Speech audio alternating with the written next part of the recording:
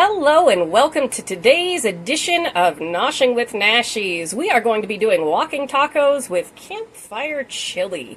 To start off, we will need a big hunk of meat. This is a chuck roast that I marinated with some Worcester sauce, some cocoa aminos, and some of this Mexican barbecue seasoning, which is really good. I highly recommend this brand. I picked it up, I believe, at either Costco or Sam's Club. So you can use pork, chicken, beef, whatever. You can do a combo, whatever you'd like. And then we've got some tortilla chips here, and from last week we have some limes and some cilantro, and I've also got some green onions. We've got that cotija cheese from last week as well, some pickled jalapenos, a couple of onions, we've got some oregano, that Mexican barbecue seasoning, some chili powder, black beans, and a can of Rotel, some garlic powder, and some orange juice. Now, the first thing that I'm going to do is I'm going to cube up my beef, and I am going to brown it in 2 batches. The reason why we do that is so that the beef doesn't get steamed, the water cooks off quicker, and we get that nice sear. But don't worry about getting your meat completely done. That's perfectly fine. All right, let's get started. All right, as you can see here, I've got my beef all nice and browned up. We've got that flavor on the bottom. Now, I just browned it up in the seasonings that I had put in my marinade. Like I said, it was a little bit of Worcester sauce, a little bit of cocoa aminos, and some of that Mexican barbecue. You can use like a taco seasoning, anything that you want with this. You don't have to have the similar ones. But once we get to this point, we're going to come in with 2 coarsely chopped onions and a jalapeno. There we go. And when dealing with jalapeno, always make sure to either wear gloves or wash your hands really good, because heaven forbid you touch your eye, your nose, or somewhere else, say things take a romantic turn in the evening. That's not the spicy kind of liaison that you want. Jalapeno does stick around, so I'm going to go in and we're just going to brown up our onion and our jalapeno a little bit. And while that's happening, we're going to come in with about a tablespoon of chili powder. And you can do more or less depending on your particular taste.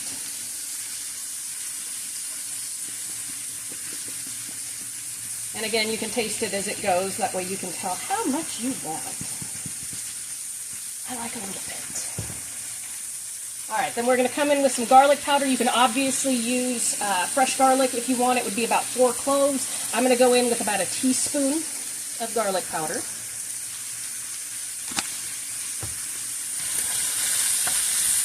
Oh, it smells so good already.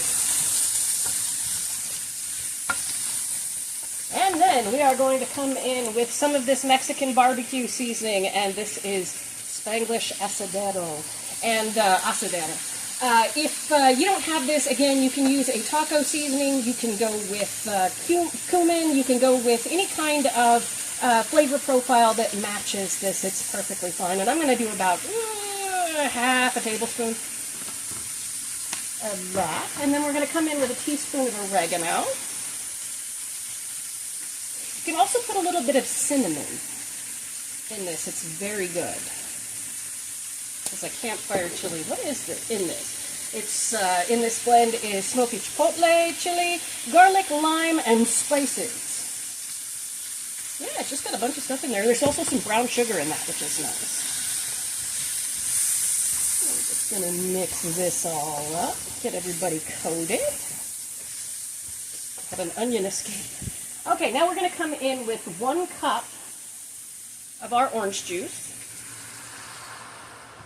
And as this is cooking, because this is going to cook for about 3 hours on medium-low, as this is cooking, if you need to add a little bit of water or change up your spices, make it a little sweet, make it a little more spicy, whatever you need to do, you can. It's about a half a cup of fresh squeezed lime juice. That was 4 limes.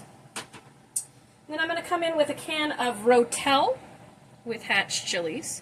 You can use regular, like, crushed tomatoes, diced tomatoes. And then I had some left over of those nice little cherry tomatoes, so I'm going to throw those in there. Just going to give this a little stir.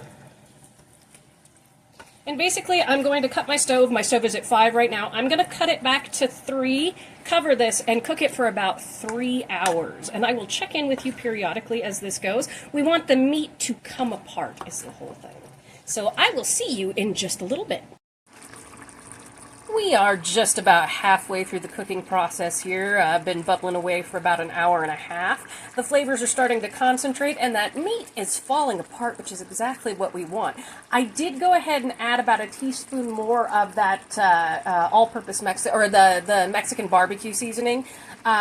So do check your flavors as you're going. Now, the good thing about this recipe, too, is you can serve it over Fritos, which is what the recipe I'm using calls for. Tortilla chips, you can serve it over. This is a great way to use broken taco shells. We've all had that happen where you come home and the taco shells are broken.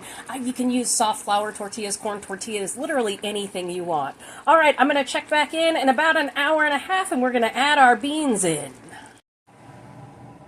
Okie dokie artichokes. It's been about 3 hours that this has been cooking. As you can see, the liquid has cooked down significantly and our meat is just fall apart tender. The flavor on this is beautiful. Now, since it's the end, this recipe doesn't call for this, but I like beans in my chili, so I'm going to go ahead and add a can of black beans. And I'm just going to stir that in, and while I'm cutting up our vegetables for the top, I'm just going to let this chill out for about 10 minutes. And with this recipe, you can do it on the stove top like I've done. You can do it in the Instapot. You can do it in a crock pot. You can do it in your oven. You can do it over a campfire, hence the name Campfire Chili, and walking tacos, because you can put it in a bowl, walk around, and eat it. So it's perfect that way. All right, I'm going to go chop up these veg, and I will see you in just a bit with the final product. All right, and here we have our final product, our walking tacos with Campfire Chili, and I can tell you that flavor is absolutely beautiful. And we did utilize ingredients from last week's episode of Noshing with Nashies. We've got the cheese, the cilantro, the limes that we used in there, so this is a great way to incorporate leftovers of things into your next meal or your next weekly meal. Thank you so much for joining me for this episode of Noshing with Nashies. If you have enjoyed, please like, comment, share, and subscribe, and I'll see you in the next one. Bye!